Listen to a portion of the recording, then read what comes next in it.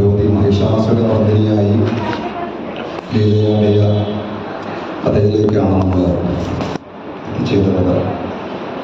ദേവന്മാരെല്ലാവരും കൂടി അവരിൽ നിന്നും ഒരു ശക്തിയെ സൃഷ്ടിച്ചു, ആയുധങ്ങളൊക്കെ കൊടുത്തു, ആ ദേവിയെ സ്തുതിച്ചു. എല്ലാവരും കൂടി ഭഗവതി സിംഹാരൂഢയായി നേരെ മനുഷ്യൻ്റെ അടുത്തേക്ക്, മനുഷ്യൻ്റെ രാജ്യത്തിലേക്ക് എത്തിച്ചേർന്നു. സാട്ടഹാസംഭവം അവിടെ എത്തി ഭഗവതി അട്ടഹാസം കൊടുത്തു. ചകമ്പയ വസുധാതപ്ര, ഭൂമി പോലും കിടുകിടാൻ വിറച്ചു എന്നാണ് ഭഗവതിയുടെ അട്ടഹാസ ശബ്ദം കൊണ്ട്.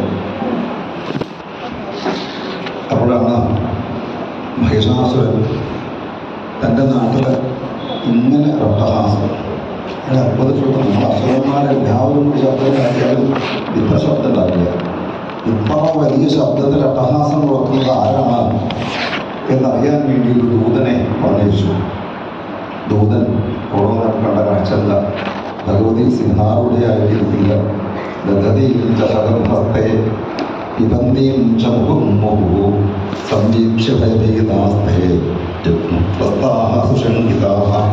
സിംഹത്തിൻ്റെ മുകളിൽ ഇരുന്നു. അമ്മയുടെ കയ്യിൽ ഗ്ലാസുണ്ട്, ഒരു ചഷകം. ആ ചഷകത്തിൽ നിന്ന് അമ്മ മധുപാനം ചെയ്യും, അട്ടഹസിക്കും. വീണ്ടും മധുപാനം ചെയ്യും, അട്ടഹസിക്കും.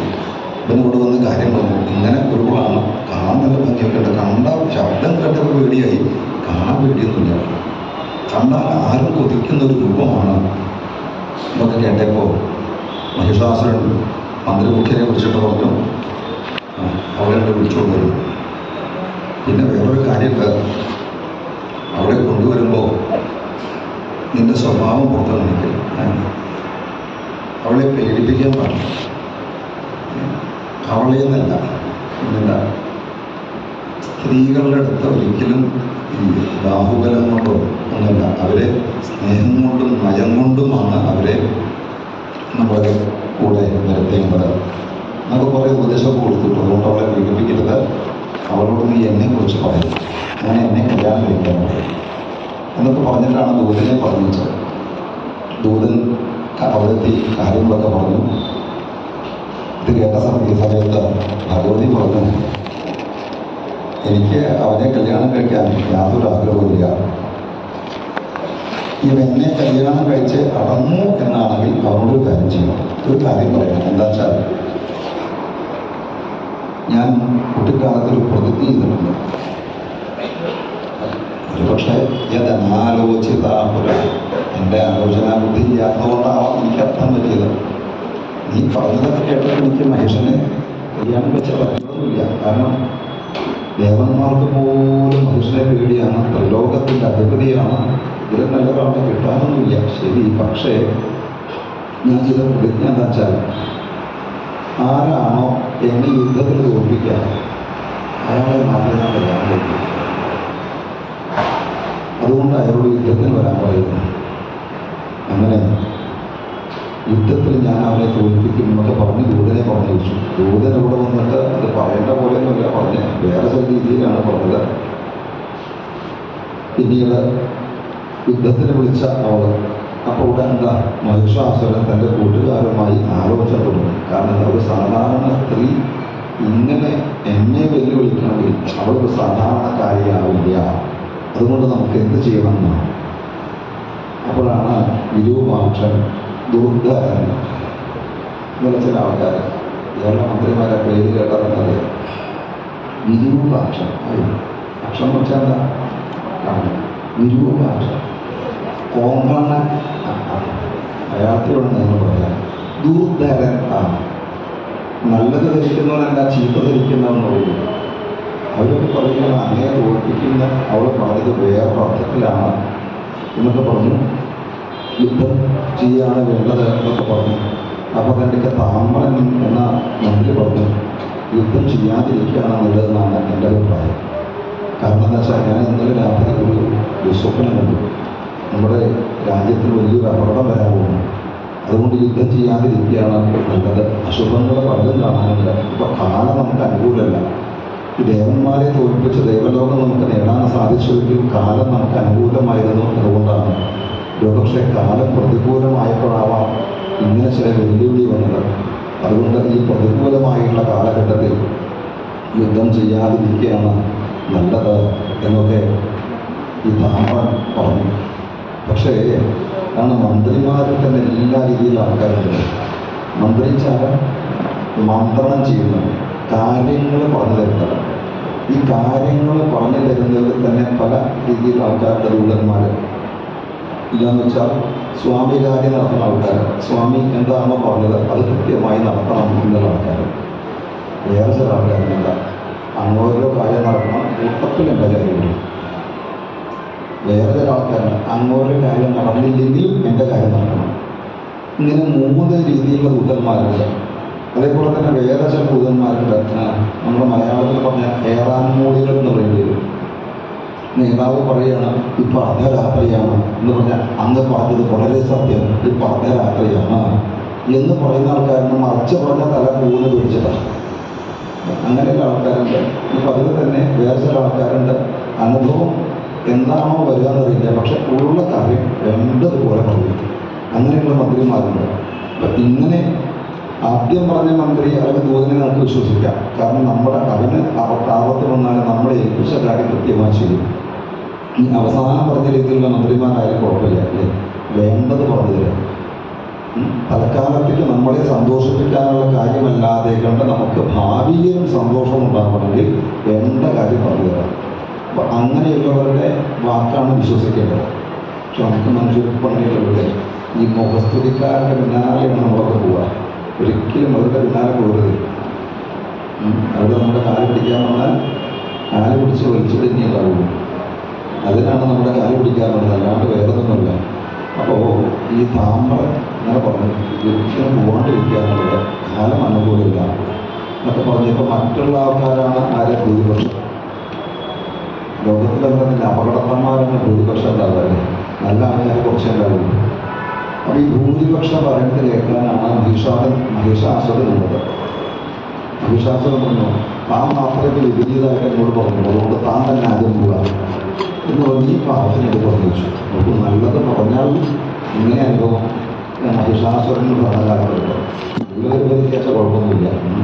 നേരെ അവിടെ എത്തി എന്നിട്ട് പറഞ്ഞു മഹിഷാസുരനെ വിവാഹം കഴിച്ചോളൂ, അതാണ് നല്ലത് എന്നൊക്കെ ഇങ്ങനെ സാമാന്യ ഭംഗിയായിട്ട് പറഞ്ഞു കൊടുത്തു.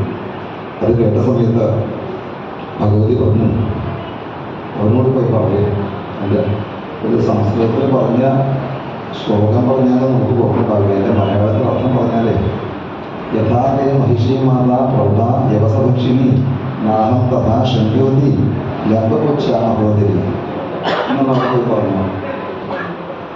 അങ്ങനെ പറഞ്ഞാൽ നമുക്ക് എന്തെങ്കിലും വിഷമം ഉണ്ടാവുമോ? നമ്മുടെ മുഖത്ത് നോക്കി സാരമേയം എന്ന് വിളിച്ചാൽ വിഷമം ഉണ്ടാവുമോ?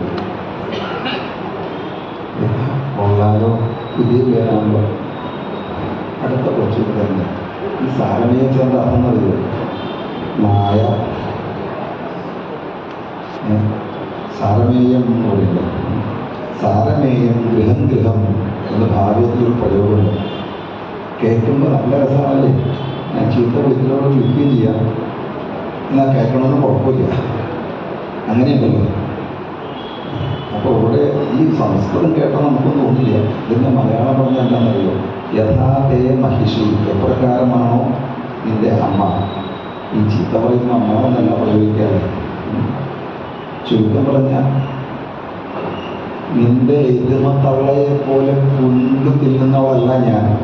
നിന്റെ തള്ള ഈ പുല്ല് തിന്നും കാടി കുടിച്ചൊന്നും കഞ്ഞി കുടിച്ച് നടക്കല്ലേ. നിന്റെ തള്ളയെ പോലെ നീണ്ട വാലും ചീർത്ത പള്ളയൊന്നും എനിക്കില്ല എന്നൊക്കെ പറഞ്ഞു. കാരണം എന്താ? സ്വരന്മാരോട് അങ്ങനെ തന്നെ പറയണേ, നല്ലവരോട് നല്ല രീതിയിൽ പെരുമാറാം, അല്ലാത്തവരോടോ ദുഷ്ടന്മാരുടെ അടുത്ത് നിൽക്കണമെന്ന് ദുഷ്ടത്തരം തന്നെ കാണിക്കണം. മുമ്പ് പറഞ്ഞില്ലേ, നമ്മുടെ ഉള്ളിലെ ദുഷ്ടത്തരമില്ലെങ്കിലും അത് കാണിച്ചില്ലെങ്കിൽ നിലനിൽക്കാൻ പറ്റില്ല. ന കാമയേഹം ദേവേശം നൈവ വിഷ്ണു ന ശങ്കരം ധനതം വരണം നൈവ ബ്രഹ്മാണം ന ച പാവലം. ഞാൻ നിന്റെ സ്വാമിയെ മാത്രമല്ല ദേവേന്ദ്രനെയോ വിഷ്ണുവിനെയോ ശിവനോ ഇവരെ പോലും കല്യാണം കഴിക്കാൻ ആഗ്രഹിക്കാത്തവളാണ് ഞാൻ. അങ്ങനെയുള്ള എന്നോടാണ് ഒരു പോത്തിനെ കല്യാണം കഴിക്കാൻ പറഞ്ഞിട്ട് നീ പറഞ്ഞത്. നീ ഒന്ന് ആലോചിച്ച് നോക്ക്. നീ ഇതിവിടെ പറഞ്ഞിട്ട് ഇതിവിടെ വന്ന് പറയാൻ എനിക്ക് എങ്ങനെ പറ്റി? കോമൺ സെൻസ് ഉണ്ടെങ്കിൽ നീ ഇത് വരൂ. എന്താ അങ്ങനെ പറയാൻ കാരണം? അല്ല, ഈ വിവാഹം കഴിക്കാച്ചാൽ ചില യോജിപ്പ് നോക്കണല്ലേ. ഈ സുന്ദരിയായിട്ടുള്ള ഞാൻ ഒരു പോത്തിനെ കല്യാണം കഴിച്ചാൽ ആലോചിച്ചു എങ്ങനെ ജീവിക്കാൻ പറ്റും? ഇതും കൂടി ആലോചിക്കാനുള്ള ബുദ്ധി വെറുതെ ആ പോത്തേനെ കിട്ടുന്നത് ആലോചിക്കാനുള്ള ബുദ്ധി ഇല്ലാത്തതുകൊണ്ടാണ് നമ്മുടെ നാട്ടിലങ്ങനെ ഇല്ലേ ഞാനിപ്പോൾ പറയാം. അപ്പോൾ തുല്യന്മാർ തമ്മിലുള്ള ചേർച്ച മാത്രമേ അത് വേണ്ടതുപോലെയാവുള്ളൂ, അല്ലെങ്കിൽ ദുഃഖം ഉണ്ടാവുള്ളൂ. ഒക്കെ പറഞ്ഞു ഇപ്പം തോന്നില്ല. ഭഗവതി ഒരു ഗർജനം ഓട്ടറാവട്ട നേരെ അവിടെ പോയി കാര്യങ്ങൾ പറഞ്ഞു കൊടുത്തു. വീണ്ടും മഹിഷാസുരൻ സഭ കൂടി ഇനി എന്ത് വേണം എന്നാണ്.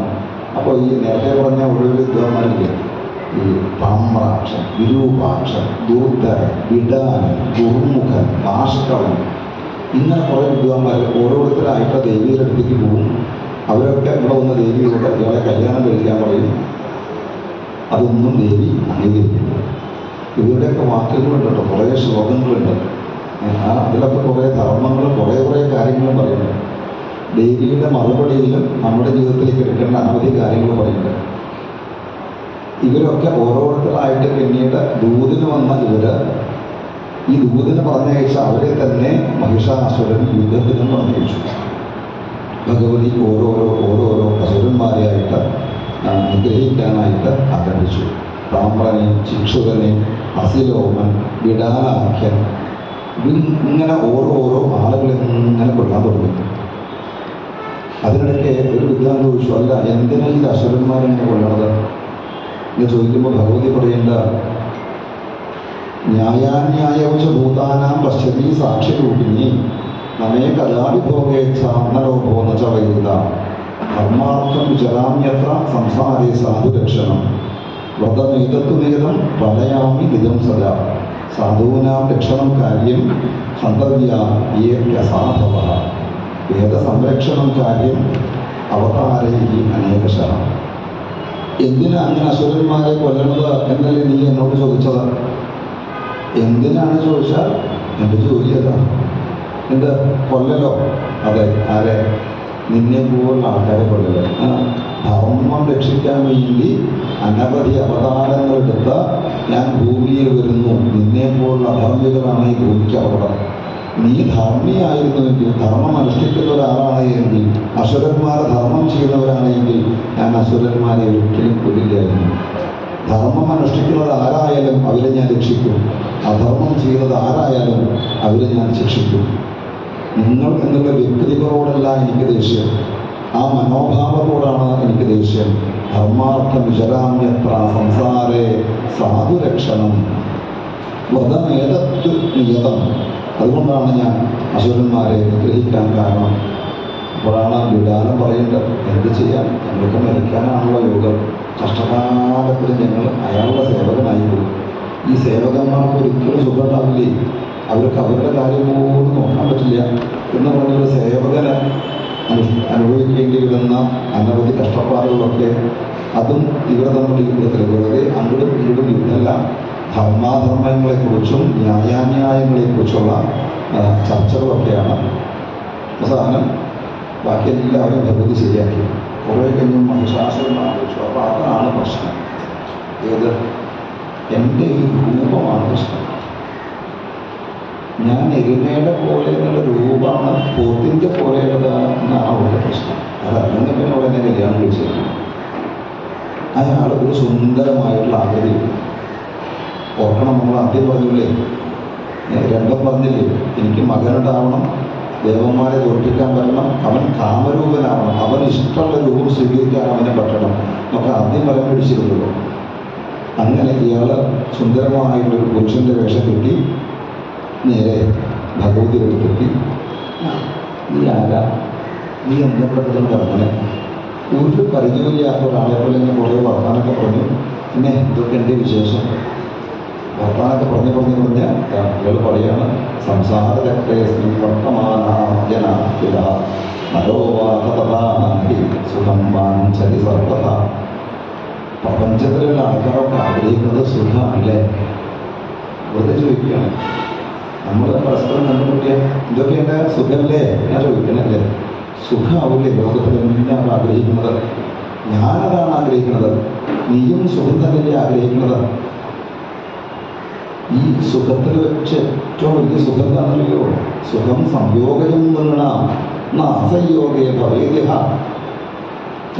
സ്ത്രീ പുരുഷന്മാരെ തമ്മിലുള്ള സംയോഗമാണ് ഏറ്റവും വലിയ ഗുണട്ടോ, അതാണ് ഏറ്റവും വലിയ സുഖട്ടോ എന്നൊക്കെ പറഞ്ഞ് ഇങ്ങനെ ഈ പ്രപഞ്ചത്തിൽ അതാണ് മാത്രാപിത്രോസ്തു പുത്രേണ സംയോഗ ഉത്തമസ്മൃത ഭ്രാതൃപ്രാപ്രാതഥാ യോഗ കാരണാൻ മധ്യമോമത ഉത്തമസ്യ സുഖസ്യൈവ ജാതൃത്വാദ് ഉത്തമസ്മൃത തസ്മാൻ അല്പസുഖസ്യൈവ പ്രജാതത്വാച്ച മധ്യമഃ അത്യല്പസുഖജാതൃത്വാൻ കനിഷ്ഠോയം സ്മൃതോ ബുധൈഃ അത്യുത്തമസ്തു സംയോഗഃ സംസാരേ സുഖത സദാ നാരീപുരുഷയോകാന്തേ സമാനവയസോ സദാ സംയോഗോ യസമാഖ്യാതഃ സ ഏവ അത്യുത്തമസ്മൃതഃ. സുഖത്തിനെ കുറിച്ചുള്ള വർത്തമാനമാണ്. നമ്മൾക്ക് ഓരോരുത്തരോട് ചേരുമ്പോൾ നമുക്ക് സുഖം കിട്ടും. അപ്പോൾ അങ്ങനെയുള്ള ചേർച്ചകളിൽ ഏറ്റവും ഉത്തമമായിട്ടുള്ള ഒരു സുഖമാണ് ഏതാ? മാത്രാ പിത്രോസ്തു പുത്രേണ. അച്ഛനമ്മമാർക്ക് മകനോടുള്ള ഒരു കൂട്ടുകെട്ട്, പുത്രന്മാരോടുള്ള സംഗമം എന്നുള്ളത് അച്ഛനമ്മമാർക്ക് സുഖമായിട്ട് ഒന്നാണ്. എന്നാൽ ഭ്രാതൃഭ്രാതൃയോഗ കാരണം സഹോദരന്മാരുള്ള സ്നേഹമോ അത് മധ്യമാണ്. അല്ല, അവൻ്റെ കാര്യം ഞാൻ നോക്കിയാൽ അവൻ എൻ്റെ കാര്യം നോക്കും, അത്രയല്ലേ ഉള്ളൂ. അതുകൊണ്ട് അങ്ങനെയുള്ള കൂട്ടുകെട്ട് എന്താ? മധ്യമമായിട്ടുള്ള കൂട്ടുകെട്ടാണ്. ഈ ഉത്തമം എന്ന് പറയാൻ കാരണം ഏറ്റവും കൂടുതൽ സുഖം തരുന്നതിനാണ് ഉത്തമം എന്ന് പറയാം. താൽക്കാലികമായിട്ട് അല്ലെങ്കിൽ കുറച്ച് മാത്രം സുഖമേ കിട്ടുന്നുള്ളൂ എങ്കിൽ അതിനെയാണ് എന്ത് പറയാം? മധ്യമം എന്ന് പറയാം. ഇനിയിപ്പോൾ മധ്യമായിട്ടുള്ള സുഖവും നിന്നോട് ഞാൻ പറഞ്ഞു, ഉത്തമമായിട്ടുള്ള സുഖവും പറഞ്ഞു. എന്നാൽ അതിനേക്കാളും ശ്രേഷ്ഠമായിട്ടുള്ള സുഖം കിട്ടും. അതിനാണ് അത്യുത്തമമായിട്ടുള്ള സുഖം എന്ന് പറയുക. അത് എന്നും ഒരുപോലെ സുഖത്തെ നൽകുന്ന ഒന്നായിരിക്കും. അത് ഏതാണെന്നറിയോ? സമാന വയസ്കരായിട്ടുള്ള സ്ത്രീ പുരുഷന്മാർ തമ്മിലുള്ള ആ ഒരു സ്നേഹബന്ധമാണ് ഏറ്റവും അത്യുത്തമമായിട്ടുള്ള സുഖം. അത്യുത്തമസ്തവ. ഞാൻ നേരത്തെ പറഞ്ഞപ്പോൾ എൻ്റെ വാക്കാണോ സംശയിക്കേണ്ട ചില ശ്ലോകം വായിച്ചത്. ഈ വിദ്വാന് ഒന്ന് ഇതാണ് നിരീക്ഷിച്ച കാര്യം പുറപ്പെടേണ്ട. ഇതൊരു അസുരന്റെ വാക്കാണെന്ന് മറക്കണ്ട. ഇത് പറയുന്ന ആൾ അസുരനാണ്, അസുരന്റെ വാക്കാണെന്നുള്ളത് മറക്കരുത്. വാമനാവതാരം കേട്ടിട്ട് നമ്മളെ പറയാൻ പുറപ്പെട്ട അപകടമാവും. ശുക്രാചാര്യൻ പറയില്ലേ, ഒരു അസുരന്മാരുടെ ഗുരു അസുരനോട് പറയുന്ന വാക്കാണ്. നമ്മൾ മനുഷ്യർക്ക് അതല്ല പറയുന്നത്. നമ്മൾ ഈ സീനിലില്ല, നമുക്ക് മാറി നിൽക്കാം. അവിടെ പരീക്ഷണാർത്ഥാണ് പറയുന്നത്. അപ്പോൾ ഇങ്ങനെ മനുഷ്യൻ കുറേ കാര്യങ്ങൾ അത്യുത്തമമായുള്ള സുഖം ഇതൊക്കെയാണ് കുറേ പറഞ്ഞ് എന്തായി? ദയാംഗുരു വിശാലാക്ഷി, പ്ലീസ് നിന്നെ എനിക്ക് ഇഷ്ടമായി. നീ എന്നോട് ലേശം ദയ കാണിച്ചാൽ ഞാൻ നിന്നെ കല്യാണം. നീ സമ്മതിച്ചാൽ മതി, വേറെ ഒന്നും അറിയണ്ട. ബാക്കി എല്ലാ ഏർപ്പാടും ഞാൻ ചെയ്തോളാം. നീ ഒന്നുകൊണ്ട് വിഷമിക്കുന്നുണ്ട. കുറേ കഴിഞ്ഞപ്പോൾ ഭഗവതി പറഞ്ഞു, മൂർഖത്വമസി മന്ദ ആത്മൻ സ്ത്രീസംഗം ചികീർഷസി. നീ ബുദ്ധിയില്ലാത്തവനായതുകൊണ്ടാണ് ഒരു കല്യാണം കഴിക്കണമെന്ന് ആഗ്രഹിക്കുന്നത്. എടാ, സ്ത്രീ എന്ന് പറഞ്ഞാൽ എന്താണെന്ന് നിനക്കറിയുമോ? സ്ത്രീ എന്ന് പറഞ്ഞാൽ എന്താ? സ്ത്രീ എന്ന് പറഞ്ഞാൽ നരസ്യ ബന്ധനാർത്ഥായ ശൃംഖലാ സ്ത്രീ പ്രതിനിധിത. പുരുഷന്മാരെ പിടിച്ചു കെട്ടാനുള്ള ചങ്ങലാന്നർത്ഥം. ഒരു സ്ത്രീ എന്ന് പറഞ്ഞാലേ പുരുഷന്മാരെ പിടിച്ചു കെട്ടുന്ന ചങ്ങലാന്നർത്ഥം. നീ എന്നെ കല്യാണം കഴിച്ചു വയ്ക്കുക, ഞാൻ പറയുന്നതൊക്കെ നിനക്ക് ചെയ്തു തരും. അത് നിന്നെ കെട്ടിയിട്ട പോലെ ആവില്ല. അതുകൊണ്ട് സാമാന്യം ബുദ്ധിയുള്ള ആൾക്കാരെ കല്യാണം കഴിക്കാൻ ആഗ്രഹിക്കില്ല. ലൗകബദ്ധോപി മുമ്പ് പറഞ്ഞതാണല്ലേ, മുമ്പ് കഥയിൽ പറഞ്ഞതാണ്. ലോകം കൊണ്ടൊക്കെ കെട്ടപ്പെട്ടാലും ഇത്ര കാലം കഴിഞ്ഞാൽ മോചനം ദൈവം കിട്ടും. പക്ഷേ ഇത് കിട്ടില്ല. ശമം പൊതു സുഖായത്വം. നീ ശമത്തെയാണ് നീ സ്വീകരിക്കേണ്ടത്. ശമം എന്ന് വെച്ചാൽ എന്താ? കശമ ഗോതമ കൃഷ്ണ കാതിദീക്ഷാധൃതി പ്രഭോ. ഉദ്ധവ ചോദിക്കുന്നത് എന്താണ് കൃഷ്ണ ശമം, എന്താണ് കൃഷ്ണ ധർമ്മം? ഭാഗവത്തിലെ ഏകാദശത്തിൽ പറയുന്നുണ്ട്. അപ്പോൾ ശമം എന്നുള്ളത് ശീലിക്കണം. ഇതൊക്കെ പറഞ്ഞു കഴിഞ്ഞാൽ സമധർമ്മങ്ങൾ എത്രയാണ് എന്നൊക്കെ അവിടെ പറയുന്നത് ഭംഗിയായിട്ട്. സമോ മന്ദിഷ്ഠതാബുദ്ധേ ദമ ഇന്ദ്രിയ സംയമ. ദമം എന്ന് വെച്ചാൽ ഇന്ദ്രിയങ്ങളെ നിയന്ത്രിക്കാൻ സാധിക്കില്ല. ശമം എന്ന് വെച്ചാൽ മന്ദിഷ്ഠത, നിരന്തര ഈശ്വര ചിന്ത. നിരന്തരം നാം ചെയ്യുന്ന ഈശ്വര ചിന്തയ്ക്കാണ് ശമം എന്ന് പറയുന്നത്. ഈശ്വര ചിന്ത എന്ന് വെച്ചാൽ ഞാൻ എന്നാൽ ജീവനാണ് എന്ന അറിവുമില്ല, ഞാൻ എന്നാൽ ശരീരമാണ് എന്ന തോന്നലാണ് ഇന്ദ്രിയ സുഖങ്ങളിലേക്ക് പോകാൻ നമുക്ക് തോന്നലുണ്ടാക്കുന്നത്.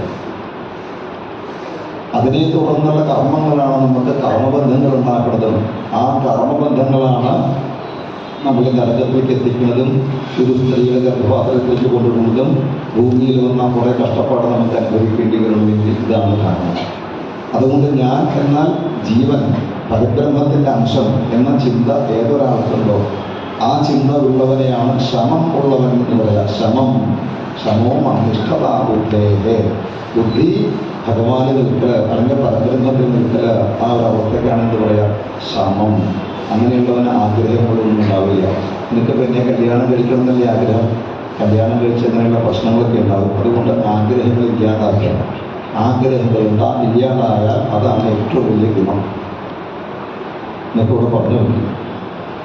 ഇതൊക്കെ പറഞ്ഞിട്ടും ഇവിടെ അയാളെ പിന്മാറാൻ വഴിയില്ല. കുറേ കഴിഞ്ഞപ്പോൾ അയാൾ പറയാം, ഞാൻ പറയാളിനെ പറഞ്ഞു. എന്തിനും ഞാൻ പറഞ്ഞു വെച്ചാൽ നിന്നോടുള്ള ഇഷ്ടമുണ്ടാകും.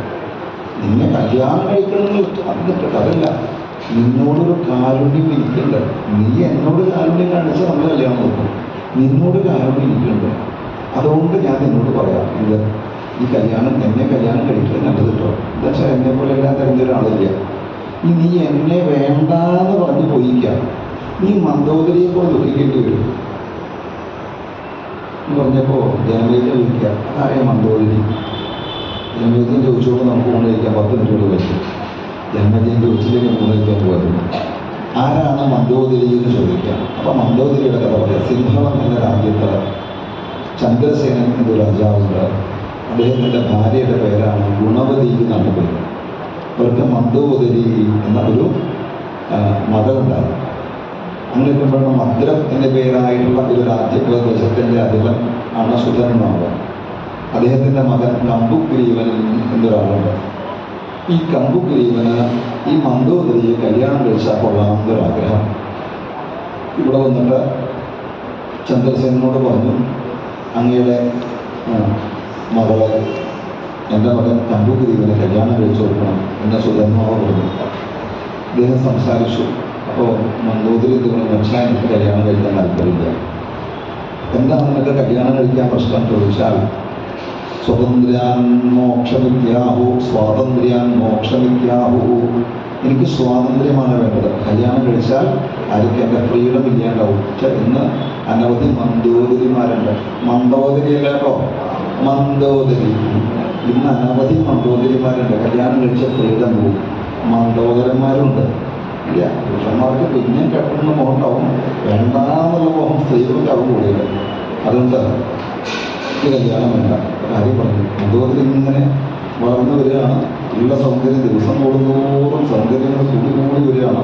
അനാവധി ആലോചനകൾ വന്നു. ആ ആലോചനയൊക്കെ ഇവിടെ ഓരോന്ന് പറഞ്ഞ് മുടക്കി. കല്യാണം വേണ്ട കല്യാണം കഴിക്കുന്നില്ല. അങ്ങനെ ഇരിക്കെ ഒരു ദിവസം ചിന്തിച്ചാൽ, കോസലം എന്ന രാജ്യത്ത് വീരസേനൻ എന്നൊരു രാജാവുണ്ട്. ആ രാജാവിനെ കണ്ടപ്പോൾ മന്ദോദരിക്ക് അങ്ങോട്ട് കല്യാണം കഴിക്കണം എന്നൊരു മോഹം. അച്ഛനോട് ഇത് പറഞ്ഞു, അച്ഛാ എനിക്ക് ഇങ്ങനെ ഒരാളെ ഇഷ്ടമാണ്, കല്യാണം കഴിക്കണം. ആവും, ഇപ്പോഴെങ്കിലും നീ സമ്മതിച്ചോളൂ. പ്രായമൊക്കെ കുറച്ചായി, എന്നാലും ഇപ്പോഴെങ്കിലും നീ സമ്മതിച്ചോളൂ. അത് ഗംഭീരമായിട്ട് വിവാഹത്തെ നടത്തി. എന്തിനു പറയുന്നു? അതിനിടയ്ക്ക് ഇവർക്ക് അന്വേഷിക്കുകയും പറയുമ്പോൾ ഇന്ദുമതി അവളുടെ കല്യാണത്തിൽ രാജാവ് ആദ്യം നടത്തുക. ആ കല്യാണത്തിനോട് വന്ന രാജാവിനെ കണ്ടത്. ഇയാളെ കല്യാണം കഴിച്ചു. അവിടെ ഏറ്റവും വലിയ കാര്യം മനസ്സിലായത് അയാൾക്ക് വേറെ കുറേ ഭാര്യമാരുണ്ട്. കുറേ ഭാര്യമാരെ അയാൾക്ക് ഓൾറെഡി ഉണ്ട്. എന്നിട്ട് അവിടെ നിന്ന് പോയിട്ട് അനാവധി കാലം അവർക്ക് കഷ്ടപ്പാട് മുഴുവൻ അനുഭവിക്കുന്നത്, അവരുടെ ജീവിതം മുഴുവൻ നരകം ചോദ്യമായി. ഇതുപോലെ നീ വിഷമിക്കും. ഇപ്പം എന്നെ വേണ്ടാന്ന് പറഞ്ഞാൽ കുറച്ച് കാലം കഴിഞ്ഞ് നിനക്ക് തോന്നും ഒരു കല്യാണം കഴിക്കുന്നു. അന്ന് കണ്ണിൽ കണ്ട അണ്ണനെ അടകോടിനൊക്കെ കല്യാണം കഴിച്ചാൽ നിന്റെ കാര്യം കഷ്ടത്തിലാകും. ആ കഷ്ടപ്പാടൊന്നും വരാതിരിക്കണം വെച്ചാൽ എന്നെ കല്യാണം കഴിച്ചോളൂ എന്ന് ചില കഥകളൊക്കെ പറഞ്ഞു കൊടുക്കും. ഇന്ന് ചില മന്ദോദരിമാർ കേൾക്കാനും കൂടിയാണത് വേദവ്യാസം നമ്മൾ പറഞ്ഞത്. അപ്പോൾ അച്ഛനമ്മമാര് പെൺകുട്ടികളോട് പ്രായത്തിലുള്ളവർക്ക് കുറവഞ്ഞോട് അപ്പോൾ കല്യാണം കഴിക്കാൻ അവർ പറയുകയാണെന്ന് വെച്ചാൽ ചെയ്യുക. ഒരു പരിധി വിട്ട് നമ്മൾ വേണ്ടാന്ന് പറഞ്ഞിട്ടല്ല. കാരണം മനുഷ്യൻ്റെ അവസ്ഥയാണ്, എന്താണ്, എങ്ങനെയാണെന്ന് ഒന്നും പറയാൻ പറ്റില്ല. ഇപ്പോൾ അച്ഛനമ്മമാരുടെ വാക്ക് അനുസരിച്ചിട്ടാണ് അതൊക്കെ നടക്കുന്നത് വെച്ചാൽ എന്തെങ്കിലും പ്രശ്നം വന്നാലും അതൊക്കെ മാറ്റിത്തരാനും അച്ഛനമ്മമാരുടെ കൂടെ ഉണ്ടാവും. പ്രശ്നം വരാതിരിക്കാനുള്ള അനുഗ്രഹം ഉണ്ടാവും. നമ്മളുടെ ഇഷ്ടത്തിലാണെന്ന് വെച്ചാൽ അച്ഛനമ്മമാരെ അനുഗ്രഹിക്കും. പക്ഷേ അവരുടെ വാക്ക് നമ്മൾ അനുസരിച്ചില്ല എന്നുള്ള കാരണം കൊണ്ടുള്ള ദോഷം അതുണ്ടായാൽ അത്ര പെട്ടെന്നൊന്നും തീരില്ല. അങ്ങനെ നല്ല വലിയ തിരക്കേടില്ല. അച്ഛനമ്മമാർ പറയുന്നത് തന്നെ കേട്ടോളന്നില്ല, വലിയ തിരക്കേടില്ല എന്ന് തോന്നുക വെച്ചാൽ ആയിക്കോട്ടെ, വെറുതെ പെണ്ണിൻ്റെ ഇതിപ്പോൾ വലിയ പ്രശ്നമാണല്ലോ. ഇപ്പോൾ വിവാഹം വേണ്ട എന്ന് പറയും. കുറേ കാലം കഴിയുമ്പോഴാണ് അവസാനം എന്താ ആലോചന വരുമ്പോഴേ ചെറുത് വീട്ടുകാർ ഒന്ന് നോക്കിയിട്ട് മതിട്ടോ. എന്താ 35 വയസ്സ് കഴിഞ്ഞിട്ടും ഒരു പെണ്ണിൻ്റെ കല്യാണം കഴിഞ്ഞ് കഴിയുമ്പോൾ എന്തോ ചില പ്രശ്നങ്ങളുണ്ട്. അങ്ങനെ സാമാന്യം നല്ല പ്രായത്തിൽ കഴിയേണ്ടതല്ലേ എന്ന് നാട്ടുകാർ ഒരു കുഴപ്പമുണ്ടാവില്ല, നാട്ടുകാർ പറയില്ലേ, ആലോചിച്ചു. അപ്പം അതുകൊണ്ട് അങ്ങനെ ഒരു ഇതേപോലെ അടുത്തൊരു പ്രശ്നമാണ്. എന്താ കല്യാണം കഴിഞ്ഞാൽ കുട്ടികൾ കുറേ ഉണ്ടാവുക. അതൊരു ട്രെൻഡ് എങ്ങനെയാണ് എല്ലാം കുട്ടികളില്ല. കുറച്ച് കാലം കഴിഞ്ഞിട്ട് മതി, നമുക്ക് കുറച്ച് കാലം അടിപൊളിയായിട്ട് ജീവിക്കാം. അങ്ങനെ ഒരു 5-6 കൊല്ലം കുട്ടികൾ ഉണ്ടാവാണ്ടിരിക്കാൻ മനസ്സിലാക്കും. ഇത് കഴിഞ്ഞാലോ കുട്ടികൾ വേണമെന്ന് പറഞ്ഞാലോ നടക്കണില്ല. എന്നിട്ട് ചികിത്സ അത് ഇത് എന്ന് പറഞ്ഞ് ഓരോന്നിൻ്റെ പിന്നാലെ ഇതല്ലേ എന്ന് ലോകത്തിൽ കണ്ടുവരേണ്ടത്. അപ്പോൾ ഓരോന്നും അതിൻ്റേതായിട്ടുള്ള സമയത്ത് നടക്കണം. നമ്മളായിട്ട് ഒന്നും വേണമെന്ന് നിർബന്ധിക്കേണ്ട, ഒന്നും വേണ്ടാന്ന് വെക്കേണ്ട. ആ കാലത്തിൻ്റെ അവസ്ഥയ്ക്കനുസരിച്ച് ഓരോന്നും നടക്കണം. നമ്മളായിട്ട് അതിനെ വേഗത്തിലാക്കാനും നോക്കണ്ട, അതിനെ വേണ്ടാന്ന് വയ്ക്കാനും നോക്കണ്ട. ഒരുപക്ഷെ നമുക്ക് പിന്നീട് ഉണ്ടാകുന്ന അനുഭവം വിപരീതമാവും. ഇപ്പം അങ്ങനെ ആരെങ്കിലും ഉണ്ടെങ്കിൽ ആ വ്യക്തികളുടെ കുറ്റമല്ല, അപ്പോൾ ആ ചിന്താഗതി ഉണ്ടാവാൻ എന്തെങ്കിലും കാരണം ഉണ്ടാവും. ശരി, എന്തായാലും ഭഗവതി സമ്മതിച്ചില്ല. അവസാന മഹിഷാസുരൻ തൻ്റേതായിട്ടുള്ള രൂപം എടുത്തു. ആ മഹിഷാസുരൻ ആ രൂപം എടുത്തുകൊണ്ട് ഭഗവതിയുമായിട്ട് അതിഗംഭീരമായിട്ടുള്ള യുദ്ധം ആരംഭിച്ചു. ആ യുദ്ധത്തിൽ അമ്മ മഹിഷാസുരനെ നിഗ്രഹിച്ചു. അതിനിടയ്ക്ക് കുറേ ശ്ലോകങ്ങളുണ്ടോ. ആ ശ്ലോകം എന്ന് പറഞ്ഞിട്ട് കാര്യമില്ല. പണ്ട് രാമായണം സീരിയൽ കണ്ടിട്ടുണ്ടോ? മഹാഭാരതത്തെ അതൊക്കെ തന്നെയുള്ളൂ. ഇവിടുന്ന് വട്ടത്തിലുള്ള സാധനമായിരിക്കും, അവിടുന്ന് ചതുരത്തിലുള്ള സാധനമായിരിക്കും. രണ്ടും കൂടി കൂട്ടിമുട്ടി പൊടിഞ്ഞു വീഴും. അപ്പം ഇവിടുന്ന് എന്താ, ഇവിടുന്ന് ഒരു അസ്ത്രമായിരിക്കും തീയുണ്ട വരുമ്പോൾ, അപ്പോൾ ഇവിടുന്ന് വേറെ അസ്ത്രമായിരിക്കും. മഴ ഇങ്ങനെ പെയ്യുന്നു, ആ മഴ പെയ്ത് തീ കെട്ടുപോയി. ഇതൊക്കെയാണ് പറഞ്ഞത്. പക്ഷെ നമുക്ക് വായിച്ച സമയങ്ങളുണ്ടല്ലോ, പറഞ്ഞ സമയങ്ങളുണ്ട്. ഇങ്ങനെ അങ്ങോട്ടും ഇങ്ങോട്ടും അത് ഗംഭീരമായിട്ടുള്ള യുദ്ധം. ആ യുദ്ധത്തിൻ്റെ ഒടുവിൽ ഇത്യുക്തവാദാരുണം ചക്രം മുമോച ജഗദംബിക ശരച്ഛിന്നം പ്രധാന്തേനാദാനവസ്തുതധാരണേ ശുശ്രാവരുദരം ചോഷ്ണം കണ്ഠനാളാഗ്രേയഥാ ഗൈരികാദ്യരുണം പ്രൗഢം പ്രവാഹമാവിവക്ഷരം അബന്ധസ്യ ഭ്രമന്വൈ പതിദക്ഷിതൗ ജയശബ്ദശ്ച ദേവാനാം ബഭൂവ സുഖവർദ്ധനഃ സിംഹസ്പതിബലാ തത്രാപലായനപരാനഘ ദാനവാൻ ഭക്ഷയാമാസ ക്ഷുധാത്ത ഇവ സങ്കരേ വദേ ചമയുഷേ ക്രൂരേ ദാനവാ പരിപീഡിതാഃ വദശേഷാശേ കേതിൽ പാതാളം നൃപാ. ഭഗവതി മഹിഷാസുരൻ്റെ കഥ കഴിച്ചു. മഹിഷാസുരൻ്റെ കബന്ധം തലയുടെ ചക്രം കൊണ്ടാണ്, വിഷ്ണു കൊടുത്ത ചക്രം കൊണ്ടാണ് അവൻ്റെ കഥ കഴിച്ചത്. തലയുടെ തെറിച്ചുപോയി. അപ്പം എന്തുണ്ടായി, അവൻ്റെ ശരീരം കബന്ധം കഴുത്തില്ലാത്ത ശരീരം അതിങ്ങനെ വട്ടം കറങ്ങി വീഴും. ഈ മഹിഷാസുരൻ മരിക്കുന്നത് കണ്ടതോടുകൂടി അസുരന്മാരുടെ പേടി എത്തി നിന്നിട്ട് കാര്യമില്ല. അവർ പേടിച്ച് ഓടാൻ പുറപ്പെട്ടപ്പോൾ കുറേ നേരമായി ഞാനിങ്ങനെ ഇരിക്കുന്നു. എനിക്ക് വലിയ വിശപ്പൊക്കെ. ആര്? ഭഗവതി ഇരിക്കുന്ന സിംഹം. എനിക്ക് ഫുഡ് കിട്ടിയിട്ട് നേരമില്ലേ. ഭഗവതി അപ്പുറത്ത് നിൽക്കുക. ഇവൻ എന്ത് ചെയ്തു? പേടിച്ചോടുന്ന അസുരന്മാരാണ്ട് പിടിച്ചെടുത്ത് തിന്നാൻ തുടങ്ങി. ഭഗവതി ഇരിക്കുന്ന സിംഹം ആ അസുരന്മാരെ മുഴുവൻ സിംഹസ്തു അതിബലസ്തത്ര പലായന പരാധാനവാൻ ഭക്ഷയാമാസ. വിശപ്പും മാറി, ദാഹവും മാറി. അതെന്ന് വെച്ചാൽ ഇഷ്ടംപോലെ ചോരയുണ്ടായിരുന്നു. ഈ ചോര ഇഷ്ടം പോലെ കിട്ടിയോണ്ട് ദാഹവും മാറി, സിംഹത്തിൻ്റെ വിശപ്പും മാറ്റാൻ ഒരുവിധം അസുരന്മാരുടെ കഥയെ കഴിച്ചു നടത്താം. അത്രേ പറയുള്ളൂ. ഇങ്ങനെ ആലോചിക്കുമ്പോൾ രസമില്ല കേൾക്കാം. അതുകൊണ്ടാണ് അങ്ങനെ പറഞ്ഞത്. ഇത് പറഞ്ഞപ്പോൾ വിശപ്പ് കൂടുകയും ചെയ്തു. മുഴുവൻ സമയമായി അത് കൊണ്ടുവരണമെന്നും കണ്ടു. ഇത് പറയുകയും ചെയ്തു. അപ്പോഴെന്ന് വെച്ചാൽ വിശപ്പ് കൊണ്ട് കൂടുകയും ചെയ്തു. ഇതാണ് ഉണ്ടായത്. എന്നാലും ഇവിടെ ശേഷിക്കുന്ന അസുരന്മാരും മുഴുവൻ ഒന്ന് പേടിച്ചോടിപ്പോയി. ദേവന്മാർക്ക് വീണ്ടും ദേവലോകം എന്നുള്ളത് നേടാൻ സാധിച്ചു. പിന്നീട് ദേവന്മാരെല്ലാവരും കൂടി ചേർന്ന ബ്രഹ്മാവിഷ്ണുരിതം മഹേശ ശക്തിയാന്തവൈവരതേനനുശാന്തകാലേ ഈശാനദേവി ജപവന്തി ദയാഹീനാഃ തസ്മാത് ത്വമേവ ജഗത ധിനാശകപ്രീ എന്ന് പറഞ്ഞ് ഗംഭീരമായിട്ട് ഭഗവതിയെ സ്തുതിക്കാനായിട്ട് ആരംഭിച്ചു. വലിയ ശ്ലോകങ്ങളാണ്, കുറേ ശ്ലോകങ്ങളാണ്. ആ ശ്ലോകത്തിൽ പറയുന്ന വാഗ്ദേവതയായിട്ട് വർത്തിക്കുന്നത് ഭഗവതി തന്നെയാണ്. വാഗ്ദേവത ത്വമസുദേവി സുരാസുരാണാം വർത്തുന്നതേ അനരവരാ ഭവന്തി ശക്രാഃ ത്വം ചേന്മുഖേ വസതി നൈവ യദൈവ തേഷാം യസ്മാത് ഭവന്തി മനുജാതി തദ്വിഹീനഃ. വാഗ്ദേവതയായിട്ട് അറിയപ്പെടുന്നതും അമ്മ തന്നെയാണ്. എങ്കിലും ആ വാക്കുകളെ കൊണ്ടുപോലും അമ്മയുടെ മഹിമയെ പൂർണ്ണമായി പറയാൻ സാധിക്കില്ല. എങ്കിലും ഒരു കാര്യം പറയാതിരിക്കാനും വയ്യ. എന്താണെന്ന് വെച്ചാൽ ചിത്തം ത്വയാരി ജനതാവി ദയാർദ്രഭാവാൻ ഹത്വാ ഗണേശിതശരൈർഗമിതാദ്യുലോകം നോചേൽ സ്വഹം മനിചിതേ നിരയേ നിതാന്തം ദുഃഖാതി ദുഃഖഗതിമാ. എന്താണ് പറഞ്ഞത്? അമ്മയുടെ ദയ അത് പറയാതെ വയ്യാട്ടോ.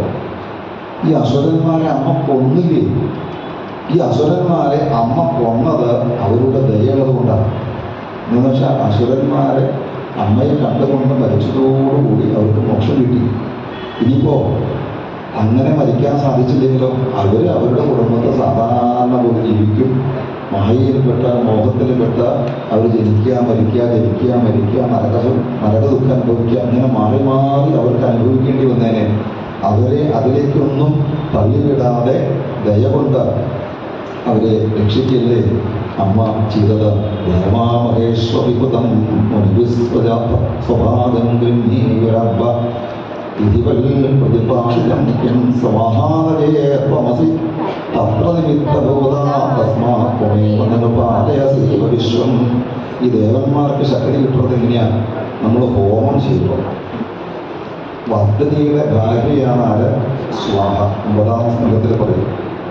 അപ്പോൾ സ്വാഹ എന്ന പേരിൽ ഭഗവതി അവിടെ നിൽക്കുന്നത് കൊണ്ടാണ് ദേവന്മാരായിട്ടുള്ള ഞങ്ങൾക്ക് ഭൂമിയിലുള്ള ആളുകൾ സമർപ്പിക്കുന്ന അവിർഭാഗത്തെ സ്വീകരിച്ച് ഇവിടെ നിലനിൽക്കാൻ പറ്റുന്നത് ഭഗവതി അമ്മയുടെ ദയ കൊണ്ടാണ് എന്നൊക്കെ പറഞ്ഞിങ്ങനെ സ്തുതിച്ചു. എന്നിട്ട് പറയാൻ അമ്മ ചോദിച്ചു എന്താ വേണ്ടത് ചോദിച്ചു. അപ്പോൾ പറഞ്ഞു ഒന്നും വേണ്ട, ഞങ്ങൾക്ക് വേണ്ടത് സ്മരിഷ്യാമോ യഥാദേംഗ സദൈവ പദപങ്കജം തഥാ കുരുജകം മാതഃ പത്നിം വൈയഭ്യചഞ്ചലാം അപരാധ സഹസ്രാണി മാതൈവ തസകതേ സദാ ജ്ഞാത്വാ ജഗദ്യോനിം.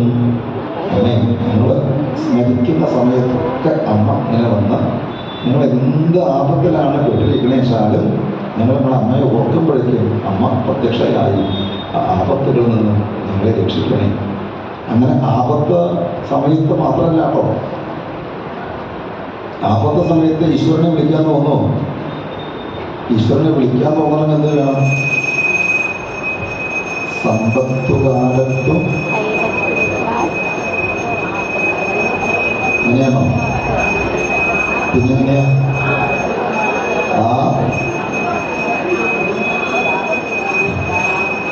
ഏതാണ് സമ്പത്ത് ഏതാണ് ആപത്ത് എന്നറിയോ? നമുക്കറിയില്ല. ഏതാണ് സമ്പത്ത് ഏതാണ് ആപത്ത് നമുക്ക് വന്നു ചേരുന്നതിനെ സ്വീകരിക്കും. പക്ഷെ ചിലപ്പോൾ സമ്പത്താവുന്നില്ല, ചിലപ്പോൾ ആപത്താവുന്നില്ല, നമുക്ക് പറയാൻ പറ്റില്ല. പക്ഷേ ഇപ്പം എന്താണെന്ന് വെച്ചാൽ യാവൽ സ്വസ്ഥമിതം കളേബരഗൃഹം യാവച്ച ദൂരേ ഗ്രഹ യാവച്ച ഇന്ദ്രിയശക്തി അപ്രതികത. ഇപ്പം നമുക്ക് എന്തുള്ളതാണ്? സമ്പത്ത് കാലമാണ്. സമ്പത്ത് കാലത്ത് എന്ത് വേണം? അപ്പം എന്തുണ്ടാവും? ആപത്ത് കാലത്ത് ആയിപ്പത്ത് തിന്നാം. പക്ഷെ നമുക്കിപ്പോൾ ഇന്ന് ഇന്ദ്രിയങ്ങൾക്ക് കാണാനും കേൾക്കാനും നടക്കാനും തൊഴാനും ഭജന പാടുന്ന കയ്യൊടാനൊക്കെ ശക്തിയുണ്ട്. ഈ ഇന്ദ്രിയങ്ങളിലൂടെ ഈ അമ്മയുടെ പാരായണങ്ങളിലെ ഭക്തിയാണ് നാം നേടേണ്ടത്. അത് ഉണ്ടെങ്കിലേ ആപത്ത് പറഞ്ഞ സമയത്ത്, അല്ലെങ്കിൽ നമുക്ക് ശക്തിയില്ലാത്ത ഒരു സമയത്ത് ഇത് അനുഭവിക്കാൻ പറ്റുള്ളൂ. അതുകൊണ്ട് ഒരു പറയുകയാണ്, അമ്മയുടെ പാദങ്ങൾ എപ്പോഴും ഞങ്ങളുടെ ഉള്ളിൽ തോന്നുന്നു. നിങ്ങൾക്ക് അമ്മയിൽ അചഞ്ചലമായിട്ടുള്ള പ്രേമം ഭക്തിഭാവം ഉണ്ടാവണേ. അതാണ് വേണ്ടത്.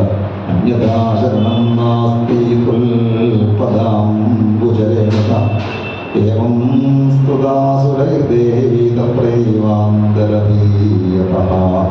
അങ്ങനെ ഭഗവതി പ്രദാനം ചെയ്ത കഥ. അതിനുശേഷം ഈ ഭൂമിയെ ദേവന്മാർക്ക് സ്വർഗത്തെ കൊടുത്തു. ഭൂമിയെ കൂടി ഇയാൾ കൈവശം വെച്ചിരിക്കുന്നുണ്ട്. ദേവേന്ദ്രൻ സ്വർഗലോകം ഭരിച്ചു. ഈ ഭൂമിയിൽ പിന്നെ എന്തൊക്കെയാണ്, ആരാണ് ഭൂമിയെ ഭരിച്ചത് എന്നുള്ള ചില കഥകളൊക്കെ പറഞ്ഞു വരുമ്പോഴാണ് നമുക്ക് ശുംഭനിശുംഭന്മാരുടെ കഥയിലേക്കൊക്കെ എത്തിച്ചേരേണ്ടത്. നമ്മളത് വായിച്ചു. അവിടെ പറഞ്ഞില്ലേ, പേര് മാത്രം മാറ്റുള്ളൂ, ബാക്കിയൊക്കെ പോലെ ഭഗവതി സ്വന്തമാക്കാൻ നോക്കലും ദൂതന്മാരെ പറഞ്ഞെങ്കിലും അവർ ശരിയാക്കലും അതൊക്കെ ഒന്ന് തന്നെയാണ്. ഓരോരോ കാലഘട്ടത്തിൽ നടന്നതുകൊണ്ടാണ്. ഇപ്പം എല്ലാ കാലഘട്ടത്തിലും ഇന്ന് ഉണ്ടെന്നർത്ഥം. ഇന്നത്തെ പോലെ മുമ്പും പലപ്പോഴും ഉണ്ടായിരുന്നു. എന്തായാലും ശുംഭ നിശുംഭ ചണ്ടമുണ്ട രക്തബീജാദികളൊക്കെ ഭഗവതി നിഗ്രഹിച്ച പ്രപഞ്ചത്തെ രക്ഷിക്കുന്ന കഥകളൊക്കെ പറഞ്ഞിട്ടാണ് നമുക്ക് പ്രാശുരത്തെ കഥ അങ്ങനെ ഓരോ കഥകളൊക്കെ അനുസ്മരിക്കുന്നത്. സർവത്ര ദേവീനാമസങ്കീർത്തനം. രാധേശ്യാം രാധേശ്യാം.